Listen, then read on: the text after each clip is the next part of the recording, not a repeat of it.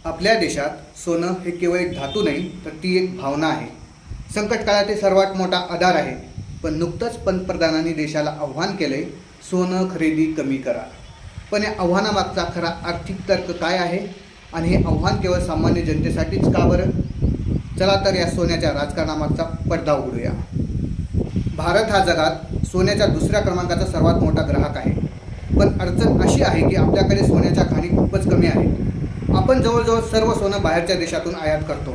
जेव्हा आपण सोनं विकत घेतो तेव्हा भारताला त्याचं पेमेंट अमेरिकन डॉलरमध्ये करावं लागतं. जेवढं जास्त सोनं आपण आयात करू तेवढा देशाचा डॉलर बाहेर जातो.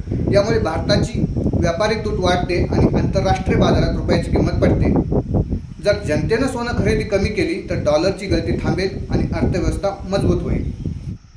पण इथेच खरा संघर्ष सुरू होतो. सामान्य माणसासाठी सोनं ही गुंतवणूक नसून ती एक इन्शुरन्स आहे. महागाई वाढली की रुपयाची किंमत कमी होते, पण सोन्याचा भाव वाढतो. अशा वेळी सामान्य माणूस आपला पैसा सुरक्षित ठेवण्यासाठी सोनं खरेदी करतो. सरकारने सोनं घेऊ नका असं सांगण्यापूर्वी रुपया इतका मजबूत केलाय का की लोकांना सोन्याची गरज भासू नये? जेव्हा सामान्य माणूस आपलं भविष्य सुरक्षित करण्यासाठी सोनं घेतो तेव्हा त्याला राष्ट्रहिताचा पाडा वाचला जातो. हे कितपत योग्य आहे? या आव्हानाचा सर्वात मोठा परिणाम मध्यमवर्गीयावर होतो. श्रीमंत लोक त्यांचा पैसा परदेशात किंवा शेअर्समध्ये लावतात, पण मध्यमवर्गीयाकडे सोन्याशिवाय दुसरा ठोस पर्याय कोणताही सध्या तरी नाही.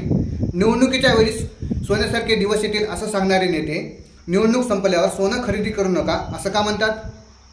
हा केवळ अर्थव्यवस्थेचा विचार आहे की स्वतःच्या चुकीच्या आर्थिक धोरणाचा भार जनतेवर टाकण्याचा प्रयत्न?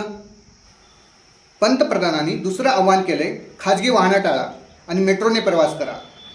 ऐकायला हे खूपच पर्यावरणपूरक आणि आधुनिक वाटतं.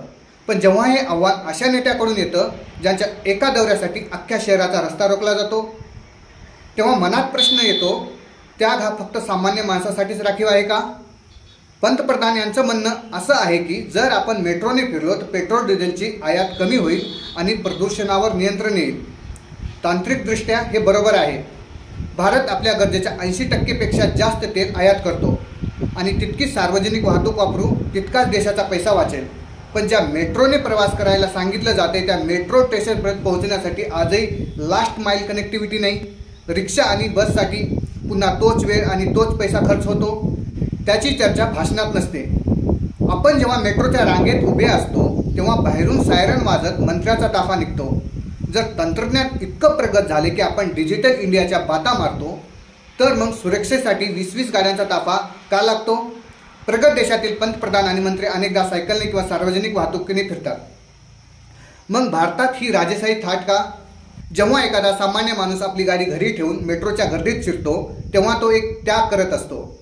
पण जेव्हा तो पाहतो की त्याला बचतीचा सल्ला देणारे नेते मात्र आरामात वातानुकूलित गाडीतून फिरत आहेत, तेव्हा त्याच्या मनात व्यवस्थेबद्दल चीड निर्माण होते आणि ती झालीच पाहिजे. जर देशाच्या अर्थव्यवस्थेची खरंच इतकी मजबुरी असेल तर मंत्रिमंडळाने आधी स्वतःच्या गाड्याच्या ताफ्यात 50% कपात करून एक रोल मॉडेल तयार केलं पाहिजे. त्याची सुरुवात ही कॅबिनेटमधून व्हायला हवी, केवळ कॉमन मॅनच्या खिशातून नाही. निवडणुकीच्या रणधुमाळीत आपण सर्वांनी पाहिले की राजकीय नेते कसे दानशूर बनतात. हे मोफत देऊ, ते स्वस्त करू अशा आश्वासनाचा पाऊस पडतो, पण सत्ता स्थापन होऊन काही दिवस उलटत नाही तोच जनतेला त्यागाचे सल्ले देतात. निवडणुकीच्या वेळी कोणतेही सरकार किंवा पक्ष काटकसरीची भाषा करत नाही. त्यावेळी अर्थव्यवस्था कितीही संकटात असली तरी जनतेला गुलाबी स्वप्न दाखवली जातात. जर निवडणुकीच्या भाषणात सोनं खरेदी कमी करा किंवा बचत करा असं म्हटलं तर जनता मत देणार नाही. त्यामुळे निवडणुकीत खर्च आणि सत्तेत बचत हे समीकरण ठरलेलं असतं. जर सरकारला खरंच अर्थव्यवस्थेची काळजी होती तर हीच माहिती निवडणुकीच्या वेळी पारदर्शकपणे जनतेसमोर का मांडली गेली नाही?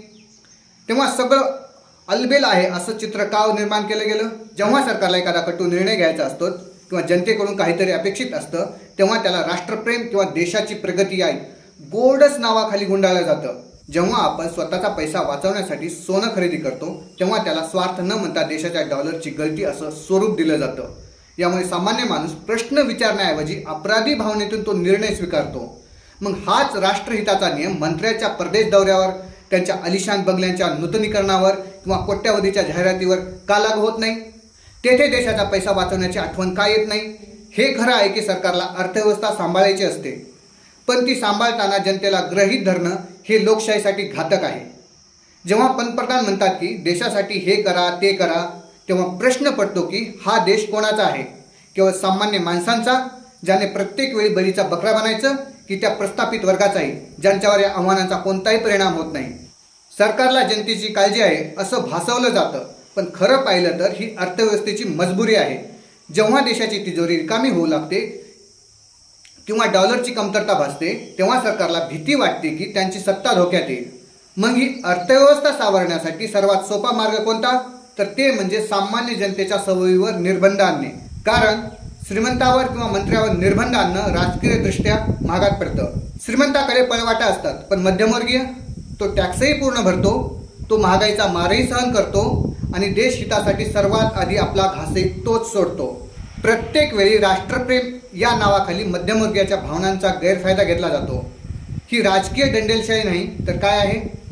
या व्यवस्थेत एक अलिखित नियम आहे. चूक कोणाचीही असो, दंड मात्र जनतेनेच भरायचा. धोरण चुकलं की महागाई वाढते आणि मग ती महागाई पचवण्यासाठी जनतेला संयम राखण्याचा सल्ला दिला जातो. ही केवळ मजबुरी नसून जनतेच्या सहनशीलतेची घेतली जाणारी परीक्षा आहे. शेवटी आपण त्याच वळणावर आलो आहोत जेथे आपण दरवेळी येतो, त्याग. पण हा त्याग कोणासाठी? जेव्हा सत्तेत बसलेले लोक कोट्यावधीच्या जाहिरातीवर खर्च करतात, तेव्हा त्यांना अर्थव्यवस्थेची मजबुरी आठवत नाही. जेव्हा मंत्र्याचे ताफे रस्ते अडवतात, तेव्हा त्यांना इंधनाची बचत आठवत नाही. पण जेव्हा तुमचा आणि माझा प्रश्न येतो, तेव्हा मात्र राष्ट्रहिताचा पाडा वाचला जातो. आपण बळीचा बकरा होतो कारण आपण प्रश्न विचारत नाही.